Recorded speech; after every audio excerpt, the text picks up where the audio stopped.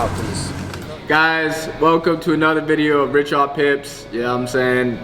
Got an announcement to make. We are now sponsored by TradingView. You know what I'm saying? Brought to you guys by TradingView. They're not actually our sponsor, but you know, they are our sponsor because TradingView is where you can do a lot of chart markups. So for you brand new traders, go to tradingview.com. You know what I'm saying? TradingView, hit us up. You know what I'm saying? So I'll give you a free little shout out on our shit right now. But TradingView is amazing because, you know, that's for you guys. If you don't know, you guys can do your technical analysis, you know, look up any types of chart, whether it's crypto, stocks, forex, indices, commodities, anything you guys want. You can chart it up, you can see past history, everything like that. And you can honestly do it for free. There's other, obviously, subscriptions in TradingView to get access to different time frames that you can pay like a monthly or yearly price for. But, you know, you can also just charge stuff for free. So today, I want to talk to you guys just about certain habits for traders when you're either in positions, whether it's losing ones or winning ones. So I'll kind of start off with losing positions first.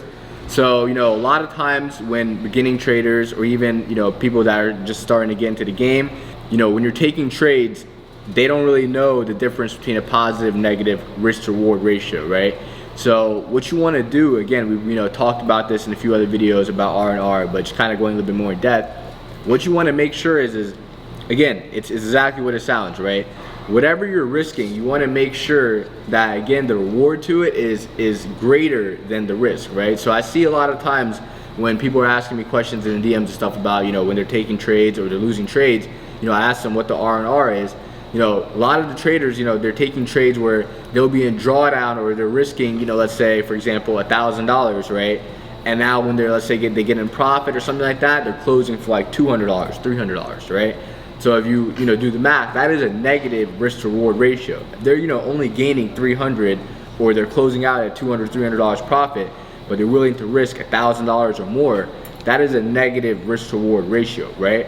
It should actually be on the flip side, right? Obviously, it sounds very, very simple, but when you're actually trading, and a lot of the beginning traders, when they get in, they're making these very, very simple mistakes because, again, they're getting emotional. They're seeing, you know, the potential, the positions, the market. They get caught up in that trade, and then now they're not actually sitting down and thinking about what the actual risk to reward ratio is. It's fine to over leverage on trades. I'm not going to sit here and tell you that over leveraging is bad, because I do it, you know, all the time in certain cases. But again, at the end of the day, the risk to reward ratio is very, very tight, right? So at the end of the day, like, I'll cap it so that way if I'm risking, let's say, 20 to 25 or 30 pips, I'm aiming for anywhere between at least 100 to, you know, 150 pips plus, right? And that's only because, again, at that point, even if I do take a loss or I take 2 losses, one of my winners will make up for any of those losses, right? And that's the way you want to make it. So that way, when you're actually trading, you're gonna take losses. People, beginners, they come in, they have no experience, they think that they're gonna, you know, grow their account from, let's say, $300, $400 to like a couple thousand, which could happen. But you're not going to be able to sustain that long term if you don't have a good risk reward ratio plan in place, right? So make sure, again, that everything that you're doing, right, is before you're taking that trade, even if you don't have a like 3-to-1 or that type of percentage risk reward ratio, if it's like a monetary type risk reward ratio, right, that's not based off of pips, okay, think about it and be like, okay, I need to risk max $500, or I'm risking max $600 for a day, whatever it may be. And that's what you cap it at. So that way, now, if let's say you're taking 1 to 2 setups in that day, and those setups could have, you know, let's say 5 to 6 trades in it, you can cap how much you want to risk. If your max risk for that said day is $600, or maybe you have a max, you know, set risk for the week or month or whatever it may be, right? But you want to set a max in something so that way you're not, when you are taking a loss, or when that happens, you are not going to blow your whole account off of one move, right? So now, same thing goes for winners, right? So that's usually what happens for losers when you're taking losses and stuff like that. Now, winners, I see the same thing in certain cases, right? Again, the same thing happens on the flip side of that scenario when you're winning. That person who was, again, risking the $1,000 now closing out for $300, he still won the trade, yes, technically. But again, in my eyes, since the risk reward ratio was, you know, terrible, then that's not really a win, right? Because all you're doing is you're reinforcing a bad habit, right? So what you need to do is, again, those winners, you need to start, again, having those good setups that they're providing you, again, even if you're going for 60 pips, that's fine, 50 pips, but now make sure the risk is way lower on the side of the, you know, ratio. It could be 10 pips, it could be 15 or 20, you know, I would say max if you're going for 50 to 60 pips. That way you're still going positive, right? And now, I'm not saying scale your trade to where, you know, have unlimited potential, but let's say if you have 3 to 5 trades, right, in that said setup, and now you're risk-free on that trade, and let's say you close a majority of those trades, you leave like 1 runner or 2 runners, leave those trades risk-free, break even or anything like that, and let it ride, right? Let it do its thing, because that's why you call them a runner, right? You can let that run to wherever it goes.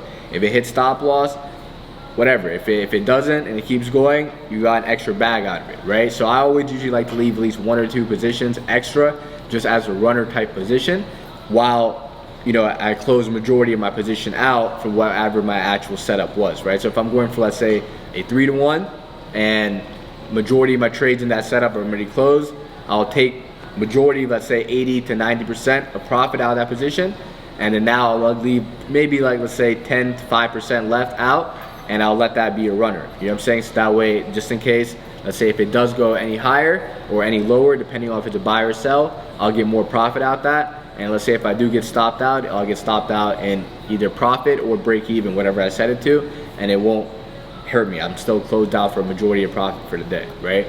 And that's just so I can maximize more of my gains, right? And like I was saying, you want to cut your losses in certain areas, right?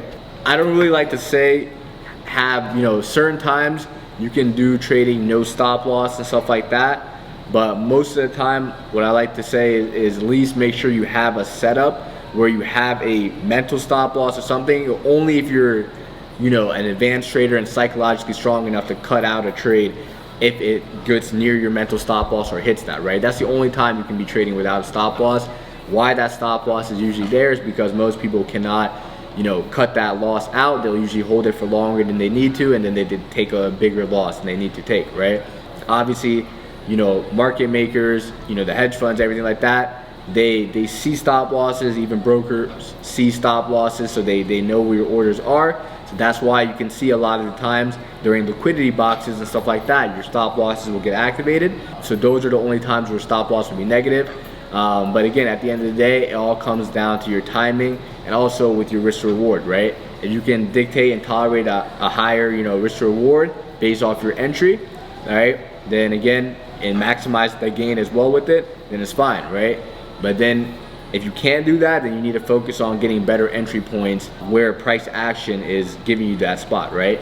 So again, at the end of the day, certain points, you know, when price is hitting these key levels of support or key levels of resistance, these are the times where you need to be looking for those key sells or key buys, right? Obviously, sometimes you're gonna get wicks below, wicks above, but these are your key points where you need to be, again, looking for your setups. Don't try to get caught in a setup in the middle of the market, right? That's when you're gonna get stuck with consolidation, and that's when your stop loss is gonna be way heavier on both ends, whether you're buying or selling. All right, so to kind of give another perspective on, I guess we'll call it tips of getting better at trading, adjusting to market conditions at all times.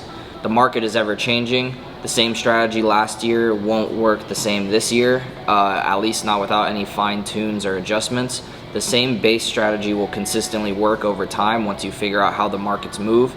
So as long as you have a base and you continue to fine tune and adjust to new market conditions. 3 years ago it was COVID, last year it was recession, this year it's possible World War III with Putin. And there's a lot of market conditions at all times that affect how the market moves. It affects volatility, specifically for us who trade US 30. Last year, towards the end of the year, the average daily range was about anywhere between 500 to 700 pips was like an average day for US 30.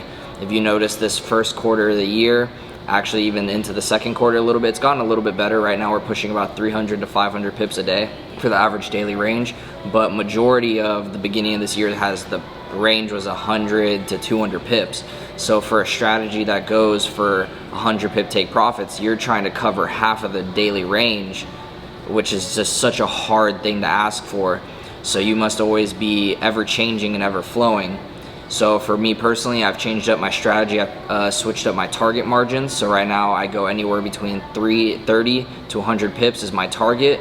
and I adjust my risk accordingly. I've also cut down my stop losses pretty heavily, focused on entries. That's something that you can do as well. If you focus on your entry points and focus more on your win rate over your daily gains, you can slowly start to dial in your entries, cut your stop losses, and make your R&R a lot better, just like Driss was talking about earlier. But the biggest thing is you have to adjust. Right now, you got to take what you can get and just make sure that you're winning every day, especially in this time. As traders, we're the only people, our profession is the only profession, maybe a few others, that can survive the negative crises, such as recession and how the dollar is struggling and things along that line, because we can make money on the sell just as well as we can make money on the long. That's what gives our profession an upper hand over just buying and holding stocks, because if the stock market drops, they can't make money. So take what you can get. Remember, if you're making, I think it's $267 a day, you're gonna make 6 figures for the year.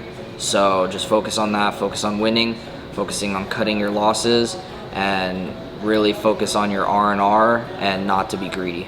Another topic when I talk about is trading during news, right? So I get a lot of questions about news events. Obviously, news events are a very, very big factor in trading. They, will determine, how that day will move forward. Those days when news events come, especially, CPI, NFP, these type of events, have very, very large pip counts, especially for the pairs that I like to trade, like US 30, there's gold, all those other types of pairs, right? The pips will move a lot on during days like those type of news events. I don't really tell people to, again, focus on the news event and going back and like trying to determine what each news event did. I tell beginner traders to go study the news events, see exactly how, price action reacted when that news event came out, right? That's what I will give you guys advice for any new beginning traders. Go back test, go on forexfactory.com and go back test all the news events, the red folder news events, right? You can see folders based off of color on Forex Factory: red, orange, and yellow, right? And there's also gray. I usually uncheck the gray and the yellow folders, and I leave the orange and the red folders checked when you can apply the filters, and I leave only the USD there. So I only like to focus on US dollar based events, only because I'm trading, US 30, which is the Dow Jones. But obviously, if you guys are trading, currency pairs like AUD or gold and other stuff like that, then I would leave some of the other currencies there for news events that you guys need to have, right?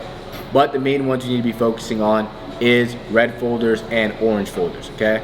So now what that means is red folders are high impact news events and orange folders are medium impact. Both of them relatively can have a great amount of impact on the market. It's just depending on how that day is and whether if there is a, if it's only just orange folders that day or whether it's a red folder and orange folder.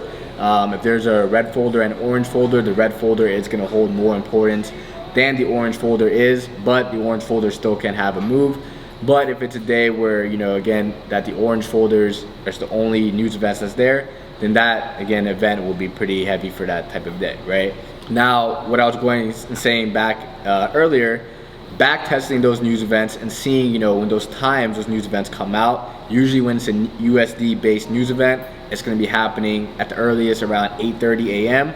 and now at the latest it can start coming around 2:30 Eastern time, right? This is the Eastern time I'm talking it. So you could have, news events at 8:30, 9:45 sometimes at 10 a.m. Sometimes at 2 p.m. like FOMC, sometimes at 2:15 and 2:30, right? I don't really see news events, heavy ones, anytime after that. Now, each of those times when those news events come out will determine relatively how the market can react, right? So let's say if you have a day, we kind of had a day last week, actually, it was Wednesday, we had like 5 news events in one. I got clapped that day because the market was consolidating very heavy, but it wasn't just consolidating in a small range. It was consolidating relatively in like, I think like a 300 to 500 pip range, up and down. And it was relatively because we had so many heavy impact news events in that said day, right? So during that day, I could have made the decision to not trade that day because, again, there was 5 news events in like a bunch of different times. I personally love trading news because there's a lot of volume during that time. Unfortunately, that day was heavily consolidated and it was what it was. But let's say if it wasn't, then that day could have been even crazier than what it was, right?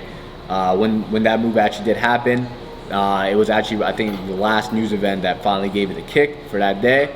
And that's what could happen, right? It could sometimes, when there's 5 news events in one, it could be the first, it could be the second news event, that could be the biggest, and the rest following could just be weak, even if it's heavy impact, or it could just be relatively all heavy but up and down, and the real move will be delayed until the end, right? But when there's like a lot of news events in one day, those are days, especially if you're a beginning trader, I would stay away from it now. But if there's like a news event where there's only like 1 or 2 heavy impact news, then let's say if it happens at 8:30 a.m., the opening bell for US 30, the Dow Jones, is at 9:30, right? That's the stock market opening bell. So if you have a heavy impact news event at 8:30, right? Again, usually those type of news events, I don't really trade 8:30 a.m. news events, because at the end of the day, the volume's gonna be kicking even heavier usually at 9:30 anyways, following an 8:30 news event. All that 8:30 news event relatively does for me is I can see kind of what the price action is doing from that. I see relatively what the banks, the hedge funds, what they did, how they, position themselves in the price action, and to determine exactly what I can do for the 9:30 move, right? Now, if there's a news event that's happening at the end of the day at 2 p.m. or something like that, then I know there's a chance that the opening bell and onward, right, could be relatively consolidation until that news event comes out at 2 p.m. The same thing that goes on for these 10 a.m. news event folders as well, right? If a 10 a.m. news event folder happens, those are the days I usually hate the most, because 9 times out of 10, 9:30 to 10 a.m. it's gonna be consolidating, meaning the opening bell is gonna be fighting up and down, mainly because, again, the market is waiting for that news event to react fully, right? So what you can do is, again, you can take your time, you can sit out during those days, be patient until news comes out, see what market makers, what exactly happened during that news, and then proceed to trade after, right? You do not have to be trading news events, especially, there's certain brokers that will manipulate spreads. All brokers will manipulate spreads during news, but there's a lot of brokers that'll do it worse than others. So just, again, be very, very careful when you're trading news, guys. Don't over leverage when you're trading news, because you're going to be tending to get slipped way more than you actually think you would, right? I had another question again in the DMs the other day about what to do during these times during news, whether to scalp or hold the positions. Me personally, I like to scalp around during news if I am actually trading the actual event itself, just because, again, at the end of the day, I know that the market could reverse just as fast as that news event move actually happened. It could even happen relatively in the next few minutes, even after the news event just came out, right? Even if the news event just did like a 100 pip move, it could just start reverse literally right back up and now go up 200, 300 pips, right? So if I'm trading an actual news event, I'm more so looking to scalp around it.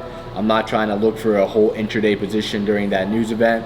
I will wait for a cleaner structure after the news event for me to look for a longer term position if that's what I'm looking to do for that day, right?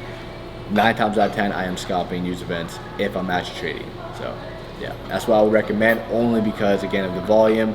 Unless you're trading on a crazy account size with very, very low risk, which is not even fun in the first place, that's the only time you could, again, intraday position yourself during news. But if you're trading, with a higher lot size type thing, higher risk, then yeah, you're gonna have to scalp around during news if you're actually trading the event.